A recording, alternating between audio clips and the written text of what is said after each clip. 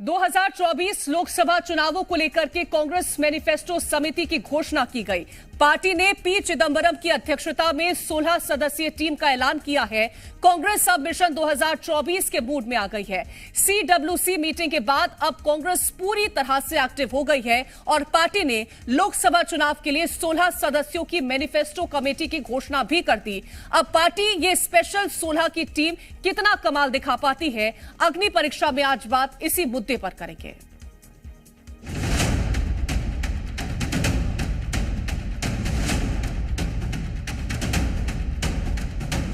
विधानसभा चुनाव में कांग्रेस का कैसा परफॉर्मेंस रहा, ये जग जाहिर हो चुका है और अब बारी है 2024 के रण की, जिसके लिए बीजेपी अलग अलग रणनीति पर काम कर रही है। तो वहीं दूसरी ओर कांग्रेस ने भी अब अपनी कमर कस ली है। यही कारण है कि पार्टी में लगातार बैठकों का दौर जारी है और इसके साथ ही नई रणनीति पर मंथन भी किया जा रहा है, क्योंकि कांग्रेस भी इस बात को बखूबी जानती है कि 2024 का रण उसके लिए एक बड़ी अग्नि परीक्षा है, जिसे पार करना पार्टी के लिए बड़ी चुनौती।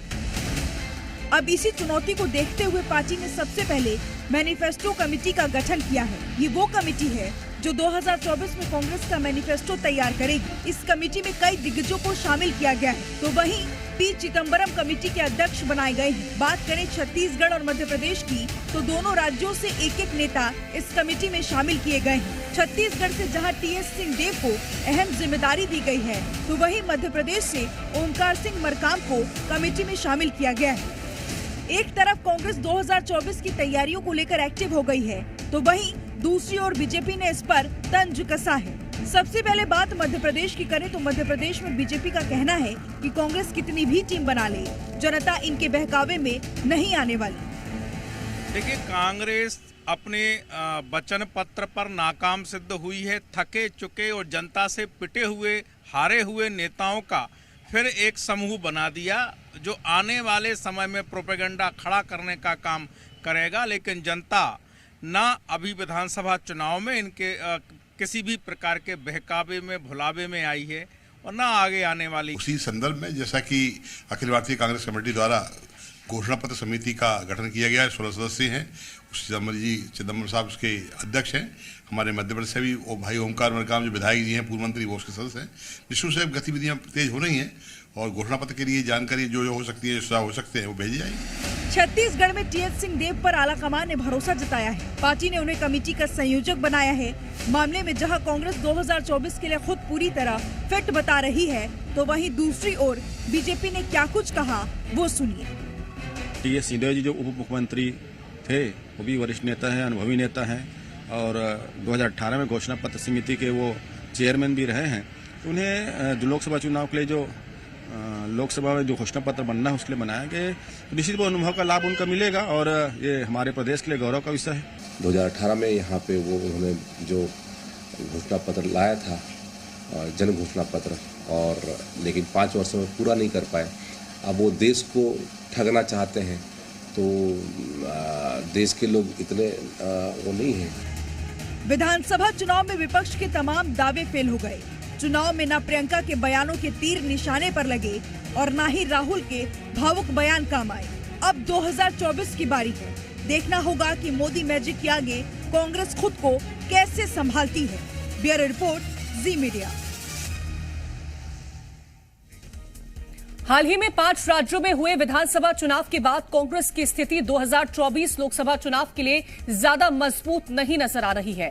5 में से एक ही राज्य में कांग्रेस को जीत हासिल हो सकी, तो वहीं हिंदी पट्टी के तीनों राज्यों में कांग्रेस को करारी हार का सामना करना पड़ा। पर अब लोकसभा चुनाव की बारी है, जिसके लिए वक्त ज्यादा नहीं बचा है। तो अब कांग्रेस ने भी लोकसभा चुनाव की तैयारी तेज कर दी और शुक्रवार की रात 16 सदस्यों की मैनिफेस्टो की टीम की घोषणा भी कर दी है, जिसका अध्यक्ष कांग्रेस के वरिष्ठ नेता और पूर्व वित्त मंत्री पी चिदंबरम को बनाया गया है। तो कमेटी के संयोजक की भूमिका में छत्तीसगढ़ के पूर्व उप मुख्यमंत्री टीएस सिंहदेव नजर आएंगे। वहीं कांग्रेस के राष्ट्रीय महासचिव प्रियंका गांधी, सिद्धरमैया, शशि थरूर, आनंद शर्मा, जयराम रमेश, गय खंगम, गोरख गोगोई, वहीं प्रवीण चक्रवर्ती, इमरान प्रतापगढ़ी के राजू के साथ ही मध्य प्रदेश में 4 बार के विधायक और कमलनाथ सरकार में मंत्री रह चुके ओमकार सिंह मरकाम, रंजीत रंजन, जिग्नेश मेवाड़ी और गुरदीप सप्पल कमेटी के सदस्य होंगे।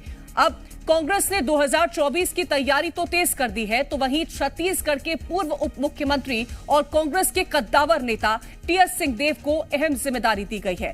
टीएस सिंहदेव छत्तीसगढ़ के सरगुजा रियासत से आते हैं। वो कांग्रेस के कद्दावर नेता माने जाते हैं, तो बघेल सरकार में सिंहदेव उप मुख्यमंत्री भी रह चुके हैं। इसके अलावा सरकार में अहम मंत्रालयों की जिम्मेदारी भी संभाल चुके हैं और इसी के साथ ही छत्तीसगढ़ में नेता प्रतिपक्ष की जिम्मेदारी भी निभा चुके हैं। 2023 के विधानसभा चुनाव में उन्हें बेहद करीबी अंतर से हार का सामना करना पड़ा, जिसके बाद चर्चा तेज थी कि अब उनकी जिम्मेदारी क्या होगी। तो अब कांग्रेस ने उन्हें अहम जिम्मेदारी भी सौंप दी है। अब कांग्रेस ने टीएस सिंहदेव को अहम जिम्मेदारी देते हुए लोकसभा चुनाव की मैनिफेस्टो टीम का संयोजक बनाया, तो वहीं मध्य प्रदेश से कांग्रेस के बड़े आदिवासी नेता को भी कमेटी में जगह मिली है। बतौर सदस्य ओमकार सिंह मरकाम मैनिफेस्टो कमेटी में अहम जिम्मेदारी निभाते हुए नजर आएंगे। ओमकार सिंह मरकाम मध्य प्रदेश में कांग्रेस के उभरते हुए आदिवासी चेहरे हैं। वो चौथी बार डिंडौरी विधानसभा सीट से विधायक चुने गए हैं। वहीं मरकाम 15 महीने की कमलनाथ सरकार के दौरान मंत्री रह चुके हैं और इसके साथ ही कांग्रेस संगठन में भी कई अहम जिम्मेदारियां निभा चुके हैं। हाल ही में मरकाम को नेता प्रतिपक्ष बनाने की मांग भी चली थी, लेकिन उन्हें पार्टी ने मैनिफेस्टो कमेटी का सदस्य बनाया। केंद्रीय स्तर पर अहम जिम्मेदारी भी उनको सौंपी गई है।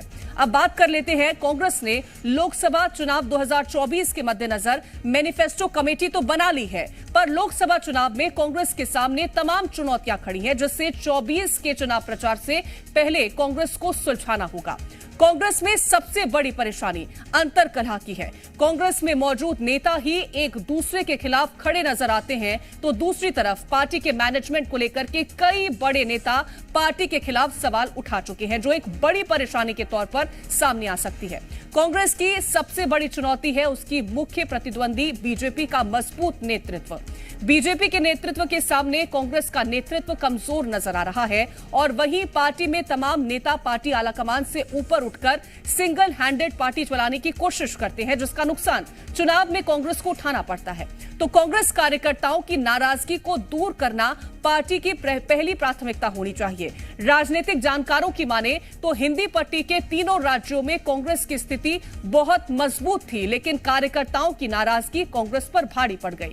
कांग्रेस के तमाम नेताओं के उल्टे सीधे बयान कांग्रेस की परेशानी को और ज्यादा बढ़ा देते हैं। तो कई सारी परेशानियां कांग्रेस के सामने हैं। चर्चा करने के लिए रायपुर से एसोसिएट एडिटर हमारे साथ रूपेश गुप्ता जुड़ गए हैं। रूपेश, जिम्मेदारी कांग्रेस की तरफ से हर बार दी जाती है, लेकिन जिनके कंधों पर जिम्मेदारी सौंपी जाती है उनमें ही गुटबाजी हो जाती है। यह सबसे बड़ी चुनौती हमने देखा कि बीते कई सालों से, बीते कई चुनावों में कांग्रेस को इसका सामना करना पड़ता है और यही वजह रहती है कि कार्यकर्ता भी नाराज हो जाता है और जिस परफॉर्मेंस की उम्मीद की जाती है वो परफॉर्मेंस सामने निकल के नहीं आती।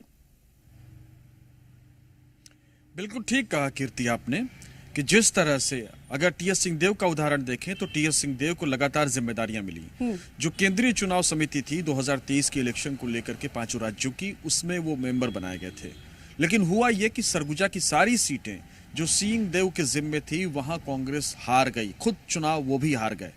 बड़ा सवाल ये है कि बार बार वही नेता, चाहे जो सिर्फ टीएस सिंहदेव की बात नहीं है, तमाम जो कांग्रेस के आला लीडरशिप है प्रदेश की, उन्हीं को बार बार मौके मिलते हैं और इसको लेकर के कहीं ना कहीं जो नीचे के लीडर्स हैं उनमें नाराजगी देखी जाती है।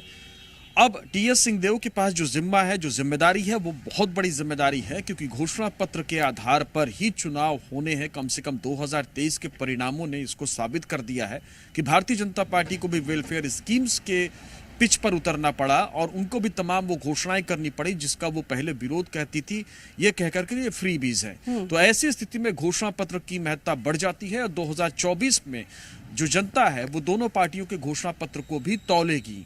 चूंकि 2018 के इलेक्शन में टीएस सिंहदेव छत्तीसगढ़ के घोषणा पत्र समिति के अध्यक्ष थे और उन्होंने जो घोषणा पत्र तैयार की थी, कांग्रेस की जीत की एक वजह उसको भी मानी गई थी। तो ऐसी स्थिति में क्या उस अनुभव का लाभ कांग्रेस नेतृत्व को मिल पाएगा, राष्ट्रीय स्तर पर कांग्रेस को मिल पाएगा? क्योंकि राष्ट्रीय स्तर पर कांग्रेस बहुत बड़ी है और उससे भी बड़ा देश है। तो देश में तमाम जगहों पर जिस तरह की एक्सरसाइज 2018 के इलेक्शन से पहले टीएस सिंहदेव ने कर ली थी, वैसी एक्सरसाइज अभी कर पाएंगे कि नहीं कर पाएंगे, करवा पाएंगे कि नहीं करवा पाएंगे, क्योंकि अध्यक्ष उसके चिदम्बरम साहब हैं। चिदम्बरम साहब को एक ऐसे पॉलिटिशियन के रूप में माना जाता है जो एडमिनिस्ट्रेटिव लेवल पे काफी मजबूत माने जाते हैं। तो वो क्या इसके लिए तैयार कर पाएंगे कि जिस तरह की एक्सरसाइज, जिस तरह से लोगों के बीच में टीएस सिंहदेव गए थे, उस तरह से बाकी मेंबर्स जाएं और उस तरह के काम करें और जनता के फीडबैक के सहारे घोषणा पत्र तैयार करें? क्या कांग्रेस के पास इतना वक्त है? क्योंकि 2023 से पहले 2022 और 23 में कांग्रेस का मनोबल बहुत ऊंचा था, लेकिन 2023 में जो पार्टी की हार हुई है उसके बाद कांग्रेस का मनोबल टूटा हुआ है। सबसे पहली जिम्मेदारी कांग्रेस की यह है कि उस मनोबल को बढ़ाया जाए और उसको उस लेवल पर लाया जाए कि वो भारतीय जनता पार्टी का मुकाबला कर सके, खासतौर से ऐसे राज्यों में जिन राज्यों में सीधी टक्कर उसकी भारतीय जनता पार्टी से है। तो ये कांग्रेस के सामने चुनौती है और उसी बीच में घोषणा पत्र के ऐलान भी करने हैं। उन ऐलानों में क्या कुछ होता है, जनता के बीच में लेकर के कांग्रेस पार्टी किस तरह से जाती है, कौन कौन सी घोषणाएं होती हैं, तो अनुभव को देखते हुए जिम्मेदारी दी गई है। लेकिन यह भी सही बात है कि टीएस सिंहदेव को लेकर के बृहस्पति सिंह खुलेआम आरोप लगा चुके हैं। तमाम जो जिनकी टिकट कटी थी, तमाम कांग्रेस के नेता टीएस सिंहदेव, भूपेश बघेल, चरणदास महंत, कुमारी सैलजा, इन तमाम नेताओं के ऊपर लगातार आरोप लगाते रहे कि ये आपस में लड़ते रहे, आपस में इनके बीच में कोई कोऑर्डिनेशन नहीं था और उसी का खामियाजा कांग्रेस को 2023 के इलेक्शन में भुगतना पड़ा है। बिल्कुल, इसी का खामियाजा कांग्रेस को भुगतना पड़ा और हमने देखा कि कहीं ना कहीं और इसी को लेकर के समीक्षाएं हो रही थी और बदलाव भी बीते दिनों में और आज के दिन में भी देखने को मिले। लौटूंगी रूपेश आपके पास। प्रमोद हमारे साथ जुड़ गए हैं भोपाल से। प्रमोद, ओमकार सिंह मरकाम को भी यहां से बड़ी जिम्मेदारी दी गई है, स्पेशल 16 में जगह दी गई है, लेकिन चुनौतियां कांग्रेस के सामने अपनी ही पार्टी के अपने ही नेताओं को सबसे पहले समझाने की रहती है, क्योंकि अक्सर कांग्रेस को यह कहते हुए सुना गया है कि हमारा मुकाबला बीजेपी के संगठन से है और बीजेपी का संगठन जिस तरह से जाना जाता है कि उसमें बहुत ज्यादा डिसिप्लिन है, जिस तरह से हाईकमान के निर्देश आते हैं उसी तरह से उसको फॉलो किया जाता है। कांग्रेस में इसकी कमी मानी जाती है। कितनी बड़ी चुनौती यह रहने वाली है 24 के लिहाज से?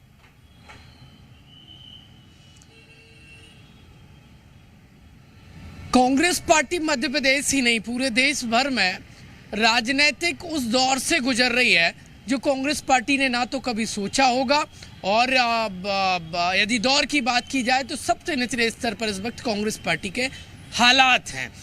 कांग्रेस पार्टी कई स्टेट में मध्य प्रदेश के अलावा वो गठबंधन के सहारे सत्ता के शिखर पर, चाहे स्टेट हो या फिर लोकसभा इलेक्शन में उतरती है, दम भरती है, लेकिन जैसे ही चुनावी समर में उतरती है तो फूट पड़ जाती है और गठबंधन भी काम नहीं आ पाता। मध्य प्रदेश विधानसभा चुनाव में आप देख लीजिए, दिल्ली में जो दोस्ती हुई वो मध्य प्रदेश आते आते उसमें दरार पड़ गई और कांग्रेस पार्टी सत्ता में आने से इतनी दूर हो गई कि उसने सोचा नहीं था। राहुल गांधी से लेकर तमाम दिग्गज नेताओं ने दम भरा, लेकिन उस दम की हवा निकल गई। ये कांग्रेस पार्टी की खामियां हैं। अब उन खामियों पर काम कांग्रेस पार्टी कर रही है और कब तक पूरा हो पाएगा ये तो आने वाला समय बताएगा। लेकिन फिलहाल कांग्रेस पार्टी की जो लोकसभा चुनाव की तैयारियां हैं वो हाई हो गई हैं। कांग्रेस पार्टी ने देखिए मैनिफेस्टो कमेटी का गठन कर दिया गया है। मध्य प्रदेश से आदिवासी वर्ग से आने वाले ओमकार सिंह मरकाम जो जब तमाम कांग्रेस पार्टी के दिग्गज नेता चुनाव हार रहे थे उस दौरान वो इस बार 2023 के इलेक्शन में विधानसभा चुनाव में जीते हैं और अब उन्हें मैनिफेस्टो कमेटी में जगह देना ये बताता है कि मध्य प्रदेश में आदिवासी वर्ग जो सत्ता की चाबी कहे जाते हैं और पूरे देश भर में आदिवासियों की जो तादाद है, लिहाजा एमपी से एक आदिवासी नेता को चुनना, ये कांग्रेस पार्टी एक मैसेज देना चाहती है कि आदिवासियों की तेजी कांग्रेस पार्टी है। बहरहाल इससे कितना फ़ायदा होगा, ओमकार सिंह मरकाम कितना काम बना पाएंगे कांग्रेस पार्टी का और जनता ऐसी कौन सी वो एडवाइस देंगे मैनिफेस्टो में जिसको जगह मिलेगी और जनता का मन ये मैनिफेस्टो मोह लेगा, आने वाला समय बताएगा। लेकिन कांग्रेस पार्टी इस समय देखिए सियासी यदि आप देखें तो बिल्कुल वेंटिलेटर की हालात पर है और कांग्रेस पार्टी मध्य प्रदेश में अस्तित्व की लड़ाई लड़ रही थी। विधानसभा चुनाव के दौरान 18 में जो काम बन गया था वो 23 में ना बन पाया। बड़े बड़े दिग्गज परास्त हुए और ऐसे हारे कि राजधानी भोपाल से दूरियां बना ली हैं उन्होंने। अब लोकसभा चुनाव की तैयारियां तेज हो गई हैं और जो कमेटी का गठन किया गया है उस पर भी बीजेपी ने तंज कसा और कहा है कि कांग्रेस पार्टी तैयारी तो करती है, लेकिन जैसे ही मौका आता है चुनाव का तो कलह सामने आ जाती है और कलह सामने आ जाती है तैयारियां। लेकिन बीते दिनों से हम देखें तो जोरों शोरों पर उपेश देखने को मिली है और आज जिस तरह से छत्तीसगढ़ के लिहाज से बात करें तो बदलाव हुआ है। कुमारी शैलजा की जगह पर सचिन पायलट को जिम्मेदारी दे दी जाती है और इस मायने में ही दी गई होगी कि आने वाले वक्त में जो चुनाव है उसमें पार्टी को अब मजबूत किया जाए, जो भीतर खाने इतनी सारी गुटबाजियां चल रही हैं उसको दूर कर लिया जाए। तो ये कितना ज्यादा अब लाभदायक साबित हो सकता है? देखिए, जिसको जिम्मा मिला है उसके जिम्मे सबसे बड़ा काम यही है कि अलग अलग गुट हैं उनको साथ करके एक साथ लाना है। क्योंकि कुमारी शैलजा के ऊपर आरोप लगे थे और आरोप के बाद वो खुद एक पार्टी बन गई थी, उन पर कुछ खास लोगों की तरफदारी करने का आरोप लगा था और उसके बाद जाहिर तौर पर कुमारी शैलजा से ये काम नहीं होता। शैलजा की जो वर्किंग स्टाइल है वो भी छत्तीसगढ़ के कांग्रेस के नेताओं के माकूल नहीं था, इसलिए एक साल में उनको हटना पड़ा। अब सचिन पायलट एग्रेसिव पॉलिटिशियंस हैं, मेहनत करने वाले पॉलिटिशियन हैं, लेकिन राजस्थान की जमीन उनको छोड़ करके छत्तीसगढ़ भेजा गया है और लोकसभा के चुनाव सर पर हैं। तो ये भी अपने आप में सचिन पायलट की दिलचस्पी किस चीज में है देखना पड़ेगा कि वो राजस्थान को छोड़ पाते हैं या नहीं छोड़ पाते हैं, या फिर छत्तीसगढ़ को एक चैलेंज की तरह लेते हैं और यहाँ पे फिर वो दमखम के साथ कांग्रेस की नैया पार लगाने की कोशिश करते नजर आते हैं। यह भी देखना पड़ेगा कि दीपक बैच के साथ उनकी ट्यूनिंग कैसी है। यह भी देखना पड़ेगा कि जो पुराने लीडर्स हैं जो चुनाव हारे हैं लेकिन अपने अपने क्षेत्र में जिनका प्रभाव है, जिनका जनाधार है, उनके साथ उनकी कैसे ट्यूनिंग होती है। तो सारा मसला जो है वो ट्यूनिंग पर आकर के टिक जाता है और सबसे बड़ी बात यही है कि जो अच्छी ट्यूनिंग कर जाएगा, जो कार्यकर्ताओं को चार्ज कर लेगा, वो बाजी मार लेगा। तो ये जो स्पिरिट है, फाइटिंग स्पिरिट, ये कांग्रेस के लिए मददगार साबित हो सकती है, लेकिन उसके लिए कांग्रेस के कार्यकर्ताओं के मनोबल को आसमान पर पहुंचाना पड़ेगा और उसके लिए किसी करिश्माई टॉनिक की जरूरत है। तो सचिन पायलट के पास वो करिश्माई टॉनिक है या नहीं, ये देखना होगा। बहरहाल उनका इंतजार किया जा रहा है कि वो छत्तीसगढ़ कब आते हैं। चंदन यादव जरूर कल आ रहे हैं, लेकिन चंदन यादव पर जिस तरह से आरोप लगे हैं उसके बाद उनको जिस तरह से आज की मीटिंग्स में सीनियर लीडर्स पर, प्रभारियों पर आरोप लगे, उससे लगता यह है कि हो सकता है कि उनको भी विरोध का सामना करना पड़े। लंबे समय से वो छत्तीसगढ़ के सहप्रभारी बने हुए हैं, तो क्या सहप्रभारी जो बने हुए हैं उनको भी पार्टी चेंज करेगी, ये भी देखना होगा। बिल्कुल, कई सारे चैलेंजेस जो हैं वो कांग्रेस पार्टी के सामने हैं, लेकिन उन चैलेंजेस पर कितनी मजबूती के साथ कांग्रेस पार्टी कदम उठाती है, ये सबसे महत्वपूर्ण रहने वाला है। फिलहाल बहुत शुक्रिया आप दोनों का इस चर्चा में हमारे साथ जुड़ने के लिए।